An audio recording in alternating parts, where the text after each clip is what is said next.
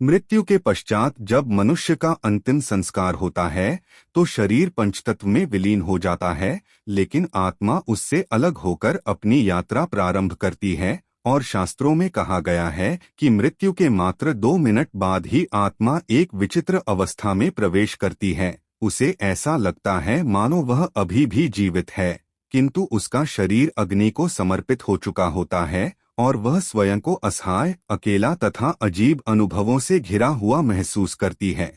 इस समय आत्मा अपने परिजनों की रुलाई और शोक को सुन सकती है, देख सकती है, परंतु उनमें सम्मिलित नहीं हो सकती। यह स्थिति आत्मा के लिए अत्यंत पीड़ादायक होती है, क्योंकि वह समझ नहीं पाती कि आखिर हुआ क्या है। अचानक हुए इस परिवर्तन से आत्मा अचंभित हो जाती है। उसे अपने कर्मों की झलक मिलने लगती है। अच्छे बुरे कर्म चलचित्र की भांति सामने आने लगते हैं और वह यह सोचती है कि यदि समय लौट आए तो वह अलग प्रकार से जीवन जिए, लेकिन अब बहुत देर हो चुकी होती है।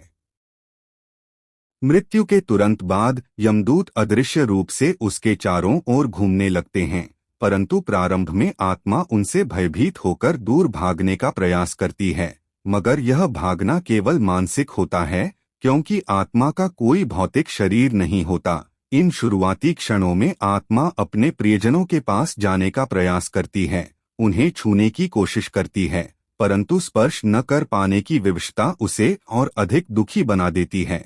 और यही अवस्था उसे धीरे धीरे यह स्वीकार करवाती है कि अब वह भौतिक शरीर से मुक्त हो चुकी है।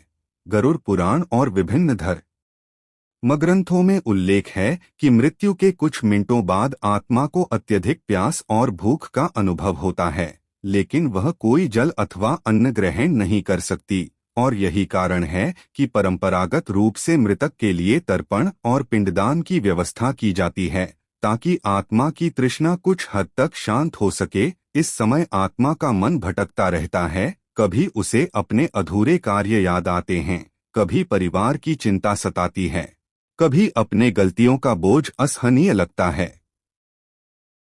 2 मिनट बाद से लेकर अगले कुछ घंटों तक आत्मा एक अदृश्य दर्पण जैसी स्थिति में रहती है, जहां वह अपने संपूर्ण जीवन के कर्मों का प्रतिबिंब देखती है। उसके सामने उसके द्वारा बोले गए कठोर शब्द, किए गए पाप और किए गए पुण्य एक एक करके उजागर होने लगते हैं, और वह समझती है कि वास्तविक संपत्ति धन नहीं बल्कि उसके कर्म ही हैं जो उसके साथ चल रहे हैं। इस अवस्था में आत्मा अपने परिवार के सदस्यों की चीख पुकार सुनकर उनसे कहने का प्रयास करती है कि मैं यहीं हूँ, मत रो, लेकिन उसकी आवाज कोई नहीं सुन पाता, और यही असहायपन उसे और अधिक पीड़ित कर देता है।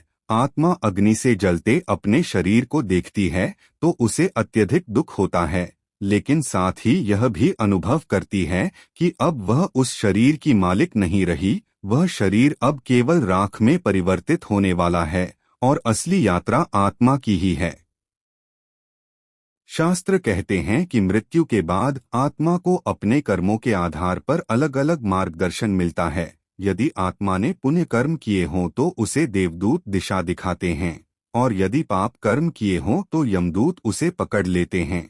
परंतु शुरुआती कुछ मिनटों तक आत्मा एक प्रकार की स्वतंत्रता का अनुभव करती है, जैसे वह हवा की तरह कहीं भी घूम सकती है, परंतु धीरे धीरे उसे अपने कर्मों के अनुसार बांधा जाने लगता है। इस अवधि में आत्मा को समय और स्थान का बोध अलग तरह से होता है। उसके लिए 2 मिनट बहुत लंबे